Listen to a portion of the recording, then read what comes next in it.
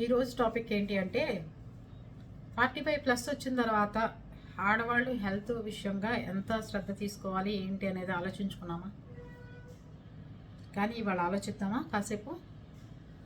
45+ వచ్చిన తర్వాత 50లో పడుతున్నప్పుడు కొంత బాధ్యతలు పిల్లలు అవుతూ ఉంటాయి, పెద్దవాళ్ళు అవుతారు, ఇబ్బందికరమైన పరిస్థితులు. కానీ మనము బాగా కుటుంబం కోసం ఇవాళ లేనిదే మనం జరగదు అనేది అయితే ఉండదు. అందరు పెద్దవాళ్ళు అవుతారు, అందరికీ అన్నీ తెలుసు.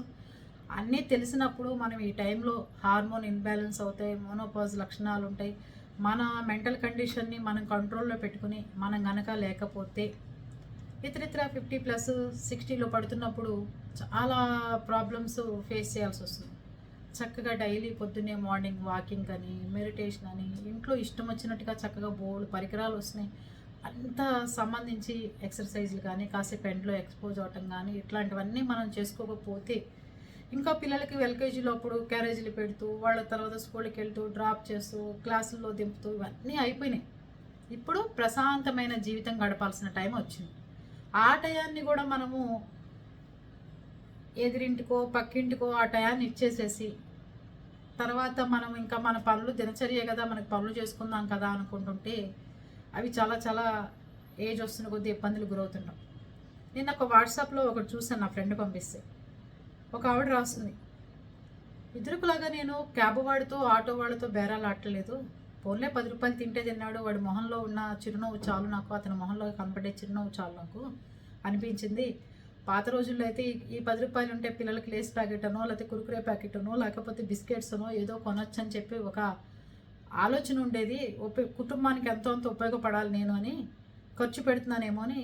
ఇప్పుడు 45+ వచ్చిన తర్వాత నాకు ఇవన్నీ ఏం అవసరం లేదు, శుభ్రంగా హ్యాపీగా ఉన్న జీవితాన్ని గడుపుతూ ఇప్పుడు నాకు ఏముంది ఏమీ లేదు, ఎంత ఖర్చు పెట్టచ్చు ఎంత ఖర్చు పెట్టకూడదనే మెంటల్ బ్యాలెన్స్ బాగా ఉంది. అందుకని వాళ్ళ మొహాల్లో చిరునవ్వు చుట్టం కోసం అదేది చిల్లర మిగిలినా కూడా నేను తీసుకోవట్లేదు. అప్పటికి ఇప్పటికి నాలో తేడా ఇది అని చెప్పారు ఆ మేడం. వాట్సాప్ గ్రూప్లో వచ్చిన దాంట్లో ఇంకోటి ఏం చెప్పారంటే, ఆకుకూరలు వాళ్ళ దగ్గర, కూరగాయలు వాళ్ళ దగ్గర కూడా బేరాలు ఆడేదని. ఇప్పుడు ఏది అట్లా వాళ్ళు ఎంత చెప్తే అంత కొనుక్కొచ్చేస్తున్నాను. రేట్లు మామూలుగా తెలుసు కాబట్టి, ఎదురుకు రేట్ తెలిసినా కూడా 20 రూపాయలకి ఇస్తేనే నేను తీసుకుంటాను, 10 రూపాయలకి ఇస్తేనే తీసుకుంటాను, లేకపోతే ఇంకో షాప్కి వెళ్తానని ఒక 10 షాపులు తిరుగుతూ అలా వెళ్ళేదాన్ని, ఎక్కడ తౌగ్గా దొరికితే అక్కడ. కానీ ఇప్పుడు అలా ఏమీ లేదు. ఉన్న షాప్ దగ్గర అన్ని రకాల కూరలు తీసుకుని చక్కగా హ్యాపీగా ఇంటికి వెళ్ళిపోతున్నాను. ఇది నా దినచర్య రోజు. ఇంకోటి, ఈ 45+ వచ్చిన తర్వాత అంతకుముందు అయితే ఉద్రేకపడటం, ఆవేశపడటం, మాటకి మాట సమాధానాలు చెప్పాలనిపించడం అన్నీ ఉండేవి. ఇప్పుడు ఎవరి పాపని ఆళ్లే పోతారులే, వాళ్ళ నోట్లో మనం ఎందుకు నోరు పెట్టడం అని చెప్పి ప్రశాంతంగా ఉంటున్నా నేను అని చెప్పి ఆ వాట్సాప్ గ్రూప్లో చాట్లో అర్థం అనమాట. ఇంకోటి, అంతకుముందు బంధువులతో కలవాలి, మనం కలవకపోతే ఎలాగా, మనము దాంట్లో పాల్గొనకపోతే ఎట్లాగా, దీనికి వెళ్ళకపోతే ఎలాగా అనిపించేది. ఇప్పుడు ఎవరు బంధువులు ఎవరు కాదు అనేది ఇప్పుడు నాకు అర్థమవుతుంది. అందుకని దానిలో గ్రేడ్ చేసుకుని నేను ఎలా ప్రవర్తించాలి, నేను వెళ్ళిన చోట ఎంత మర్యాద ఉంటుంది, ఎవరు మర్యాద ఇస్తున్నారు, ఎవరు మర్యాద ఇవ్వట్లేదు, ఎవరు గొప్పగా చూసుకున్నారో అవన్నీ నేను చూసుకుంటున్నాను. ఊరికే మనవాళ్ళే అని మనం పూసుకుంటే ఈ వయసులో ఆ పెయిన్ అంతా తీసుకోలేని పరిస్థితి వచ్చింది. చిన్న వయసులో అయితే అదంతా ఆలోచించే శక్తి లేదు మనకి. ఏదైతే అది తోస్తే అది చేసేసేవాళ్ళం, ఎవరన్నా పట్టించుకునేవాళ్ళం కాదు. ఏది పడితే అది జరిగేది. వాళ్ళంతేలే, వాళ్ళ బుద్ధి అంతేలేని చిన్న వయసులో అనుకున్నాను. 45+కి వచ్చేసరికి నేనంటే ఎవరు గౌరవంగా ఉంటున్నారు, ఎవరు మర్యాద ఇస్తున్నారు, నేను మాట్లాడుతుంటే అవతల వాళ్ళు ఎలా తీసుకున్నప్పుడు నేను మాట్లాడింది మంచిగా మాట్లాడిన అవతల వాడు తప్పుగా తీసుకుంటున్నప్పుడు అవతల వాళ్ళకి ఇంకా దూరంగా ఉండాలి మనం. వీళ్ళ బుద్ధులు ఇలాంటివే, ఇంకా వీళ్ళు ఎప్పటికీ కలవరు మారరు అని అర్థమైన తర్వాత నేను చాలా జాగ్రత్తగా నా పనేంటి నేనేంటి, నా ప్రశాంతమైన జీవితాన్ని ఇంకోళ్ళ కోసం నేను పోగొట్టుకోకూడదని ఈ 45+లో నాకు అర్థమైంది. అందుకని వాటన్నిటికీ దూరంగా ఉంటున్నాను అని చెప్పారు.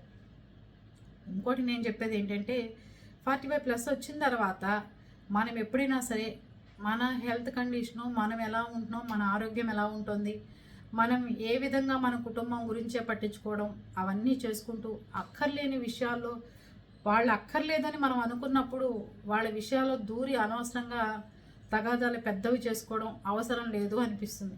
హ్యాపీ అయిన జీవితం, ఏది ఇంట్రెస్ట్ ఉంటుంది చక్కగా కాసేపు పార్క్కి వెళ్ళిపోవటం, కాసేపు ఏదైనా ఇష్టం వచ్చిన చోటుకి వెళ్ళటం, చక్కగా ఫ్యామిలీతో కలిసి ట్రిప్ వెళ్ళటం, లేకపోతే మీ ఏజ్ వాళ్ళు ఎవరైనా ఉంటే చక్కగా వాళ్ళతో కలిసి కాసేపు సరదాగా కబుర్లు చెప్పుకోవటం, ఎక్కడికన్నా చక్కగా మీకు దగ్గర ఉన్న ప్లేస్లకు వెళ్ళటము, చిన్న ట్రిప్కి వెళ్ళటము ఫ్రెండ్స్తో కలిసి చాలా హ్యాపీని ఇస్తాయి. 45+లో మీ ఏజ్ గ్రూప్తో కలిసి చక్కగా చిన్న చిన్న ట్రిప్పులు ప్లాన్ చేసుకుంటే దగ్గరలో ప్రశాంతమైన జీవితం. మగవాళ్ళు ఉండరు, పిల్లలు ఉండరు, ఎవరు ఉండరు, హాయిగా కూర్చుని మనం ఇప్పటివరకు ఏం చేసాం, ఏం చేయలేదు, ఇంకా ముందు ఏం చేయాలి, కుటుంబాన్ని ఎలా ముందుకు తీసుకురావాలి, ఎలా చేయాలి, మనం వదిలిపెట్టిన తర్వాత 2 రోజులు కుటుంబ సభ్యులు ఎలా ఉంటున్నారు, పిల్లలకి బాధ్యతలు తెలుస్తున్నాయా, ఇవన్నీ నేర్పించే టైము ఈ 45+. లేకుండా ఇంకా మన అవసరం, ఆడి గ్లాస్ కింద పెట్టాలంటే మన అవసరం, గ్లాస్ పైన పెట్టాలంటే మన అవసరంతో చేస్తుంటే వాళ్ళు దేనికి పనికిరాని వాళ్ళగా అయిపోయి పిల్లలు ప్రతిదానికి మన మీద హస్బెండ్ కానీ ఆధారపడటం ఎక్కువ అవుతుంటుంది. అందుకని 2 డేస్ 3 డేస్ చక్కగా వాళ్ళకి వదిలేసి ఆ పని బయటికి వెళ్ళిపోతే ప్రశాంతమైన జీవితం గడపచ్చు అని చెప్తున్నాను, కుదిరిన వాళ్ళకి మాత్రమే. ఇంకోటి 45+లో వచ్చేసరికి 25లో 30లో ఉన్న ఆవేశాలు ఈ 45+లో ఉండవు. అంతకుముందు మనం ఏం చేస్తాం, ఏదున్నా వాళ్ళంతా తేల్చాలి, వాళ్ళని అలా చేయాలి ఇలా చేయాలి. ఇప్పుడు పిల్లలకు మనం ఏం చెప్తాం తెలుసా, అప్పుడు అమ్మ మనకి చెప్తున్నప్పుడు ఏంటమ్మా అలా ఎప్పుడు అణిగిమణిగి ఉండమంటావా, ఎందుకు అలా చేయమంటావు, ఎప్పుడు అలా దిగజారిపోయినట్టుగా ఉండాలి, ఎదుటివాడి దగ్గర ఓడిపోవాలా అని మనం కామెంట్ చేస్తుంటాం అమ్మని.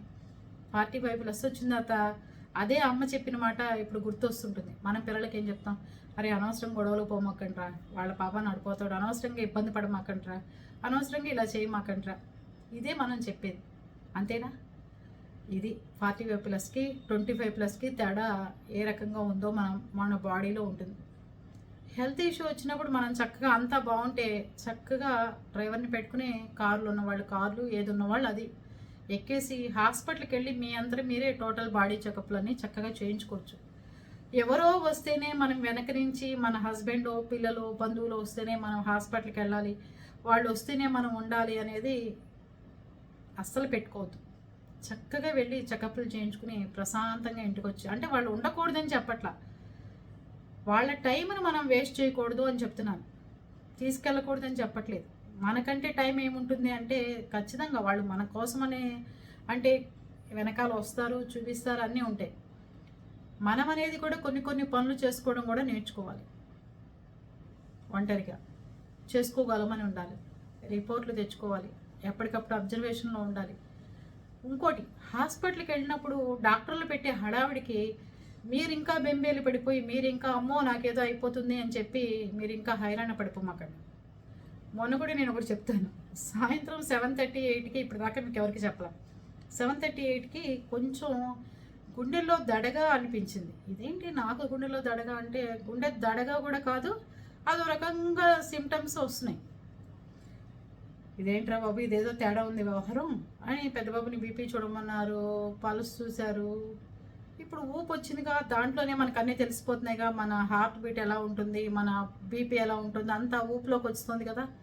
ఊపు పెట్టుకుంటే మొత్తం అంతా మన పిక్చర్ అంతా చెప్పిందమ్మా, నువ్వు అర్జెంటుగా హాస్పిటల్కి వెళ్ళే టైం వచ్చింది వెళ్ళాను. వాళ్ళు హాస్పిటల్కి అపోలోలోకి వెళ్ళారు. వెళ్ళిన తర్వాత గబగబా ఐసీయూలో అడ్మిట్ చేసుకున్నారు, హడావిడి చేశారు, అంతైంది. ఇంకా మళ్ళీ ఆ సౌండ్లు అవన్నీ వినేసరికి నాకేంటి 45+లో మళ్ళీ ఈ రోగాలు ఏంటి, ఇవంతా కాదు. 4 డేస్ హాస్పిటల్ అడ్మిట్ అవ్వండి, యాంజియోగ్రామ్ తీద్దాం, అది తీద్దాం, ఇది తీద్దాం. నేను హాస్పిటల్కి వెళ్ళే లోపలే నాకు కొంచెం దడగా అనిపించింది, తగ్గిపోయింది. అక్కడికి వెళ్ళిన తర్వాత మా ఫ్యామిలీ డాక్టర్లు కానీ, తెలిసిన డాక్టర్లు కానీ, హస్బెండ్ కానీ, పిల్లలు కానీ, మా పెద్ద డాక్టర్గా ఇంకా విసిగిచ్చేస్తాడు, ఇంకా వాడు పుట్టుపూర్వోత్తరాలన్నీ తీస్తాడు, ఇంకా నీకు అలా అవుతుంది ఇలా అవుతుంది ముందు చేరని. ఇంకా దాని తర్వాత ఏమైంది, 9:30, 10:30, 11కి అమ్మో ఇంకెక్కడ ఉంటే వీళ్ళు నిజంగా ఏదైనా చేసి ఇబ్బంది పెడతారు, వీళ్ళ చేత వెంటిలేటర్లు వేయించుకుని వీళ్ళ చేత ఏదో చేయించుకుని బతికేయాల్సిన అవసరం లేదు, ఉంటే ఉంటాం లేదా పుట్టుకుని పోతే పోతాం గాడిద గుడ్డు, ముందు ఇంటికి వెళ్ళిపోవాలి వీళ్ళ చేతుల్లో పడకుండా అని చెప్పి ధైర్యం చేసి ఇంటికి వచ్చేసాను. ఈ రోజు వరకు నాకు ఎలాంటి హెల్త్ ఇష్యూస్, బీపీ, షుగరు ఏమీ లేవు. ఆ రోజు అనిపించింది కాసేపు వెళ్ళి చూపించుకున్నాం. డాక్టర్లతో పాటు మనం కూడా హైరాణ పడిపోయి ఏదో జరిగిపోతుందని ఏదేదో చేంజ్ చేసుకో, అంటే ఉంటే చేయించుకోవద్దని నేను చెప్పట్లా, కంగారు పడద్దు. ఆ కంగారుని మనం చూపిస్తుంటే వాళ్ళకి ఇంకేదో అయిపోతుంది, ఇంకా ఏదో అయిపోతుంది అనుకుంటారు. కొంతమంది కంగారు ఎలా పడతారంటే, ఏది రాకముందే నాకేదో వచ్చేసింది, ముందు నేను వెళ్ళిపోయి అక్కడ పడిపోవాలి, అన్నీ చేంజ్ చేసుకుంటూ ఉంటారు. దాంట్లో ఏదో ఒకటి దొరుకుతుంది అప్పుడు వాళ్ళకి పట్టుకోవడానికి. ఇప్పుడున్న డాక్టర్లలో కొంతమంది ఇది చెయ్యాలంటారు, కొంతమంది చేయకూడదంటారు, కొంతమంది ఆపరేషన్ అంటారు, కొంతమంది అక్కర్లేదంటారు. ఎవరి మాటలు వినాలో ఏ వినాలో ఈ వయసులో మనకు తెలియకుండా పోతుంది. అందుకనే ఒకటే కాకుండా 5-6 డాక్టర్ల దగ్గర అపాయింట్మెంట్ తీసుకుని 5-6 దగ్గర చూపించుకుని లాస్ట్కి మీకు ఏది కావాలనుకుంటున్నారో అది చూసుకుని మంచి సిటీ చూసుకుని ఆ సిటీలో ఏదైతే ఆ వ్యాధికి బెస్ట్ డాక్టరో ఆయన దగ్గరికి వెళ్ళి చూపించుకోండి తప్ప ఈయన తెలిసిన వాడే అని చెప్పి ఈ రోజుల్లో అన్ని సౌకర్యాలు ఉన్న చోటే ఆపరేషన్లు చేయించుకోండి తప్ప ఏది పడితే అది చేసేయద్దు దయచేసి. పరిస్థితులు వేరుగా ఉన్నాయి, వచ్చే జబ్బులు వేరుగా ఉన్నాయి, మనుషుల మనస్తత్వాలు వేరుగా ఉన్నాయి. మనిషి తెలిస్తే సరిపోదు. మనకి ఏదన్నా అదర్ కంప్లైంట్ వచ్చినప్పుడు ఆ కంప్లైంట్ని ఎలా చూసుకోవాలంటే దానికి తగ్గ డాక్టర్ ఉంటాడు అక్కడ. అంతేగాని ఆ కంప్లైంట్ని మనం చూసుకోకుండా ఒక డాక్టర్ దగ్గరికి వెళ్ళి కూర్చుంటే మాత్రం అయ్యే పరిస్థితులు అయితే కాదు. మీ ఎప్పుడైనా డాక్టర్ దగ్గరికి వెళ్ళినప్పుడు మీ కంప్లైంట్ మొత్తం చెప్పండి, ఇలా ఉంది ఇలా ఉంది బాడీ కండిషన్ ఇలా ఉందని. ఇవన్నీ చెప్పుకోకుండా మీరు ఒక డాక్టర్ మీదే వేసేయి మాత్రం ఎప్పుడూ ఆపరేషన్లు చేయించుకోకండి. ఇవి సంగతులు. 45+లో చాలా వాటర్ ఎక్కువ తీసుకోవాలి, మనం పాటించము. టిఫిన్ లిమిట్గా తినాలి, ఆయిల్ లేకుండా తినాలంటారు, మనం పాటించము. పిల్లలతో పాటు వాళ్ళు ఏం తింటున్నారో మనం కూడా అదే తినేస్తున్నాం. అవునా? ఫ్రూట్స్ తినాలంటారు, వాళ్ళు తిన్నంటారు, మనకి బోర్ అంటాం. ఆ ఫ్రిడ్జ్లో అలాగే పాడైపోతుంటాయి. అవునా కదా? అలా వాళ్ళతో సంబంధం లేకుండా వాళ్ళ బాక్స్ వాళ్ళదే, వాళ్ళ టిఫిన్ వాళ్ళదే, మన టిఫిన్ మనదే అని ఎప్పుడైతే మనం ఫిక్స్ అవుతామో అప్పుడు మన హెల్త్ బాగుంటుందని నా ఉద్దేశం. ఈ ఏజ్లో ఏంటంటే ఆవేశాలకి, కోపాలకి, తాపాలకి ఎంతవరకు అంటే అంతవరకే పెట్టుకుని తక్కిన మన జీవితం అంతా ఈ ఆవేశాన్ని, కోపాన్ని వాడిన వారు మెడిటేషన్ రూపంలో, ప్రశాంతత రూపంలో, యోగా రూపంలో, లేకపోతే ఓంకారం రూపంలో మళ్ళీ సరి చేసుకోండి తప్ప ఆ బీపీని అలాగే ఉంచుకునే ప్రయత్నాలు చేయకండి. ఎవరి మూలంగానో బీపీలు తెచ్చుకోవడాలు, లేకపోతే హార్ట్ ప్రాబ్లం తెచ్చుకోవడాలు చేయమాకండి. మనుషులంతా బోళ్ళు ఉంటాయి, కుటుంబం అంతా ఉంటాయి. మన కోసం అనేది టైము కేటాయించుకునే టైం మాత్రం ఇదే. అందుకని ఉన్నంత వరకు మనం ఆనందం పంచుతూ నలుగురిలోనూ ఆనందాన్ని వెతుక్కుంటూ ఉంటేనే బాగుంటుంది. మనకి ఇబ్బంది కలిగిస్తున్నారు మనుషులు అంటే వాళ్ళకి చాలా దూరంగా ప్రశాంతమైన వాతావరణంలో ఉండండి. అందుకని ఈ 45+లో అందరూ ఇదే పాటిస్తున్నారా? పాటిస్తే కనుక కామెంట్ బాక్స్లోకి వచ్చి చెప్పేసేయండి. ఓకే.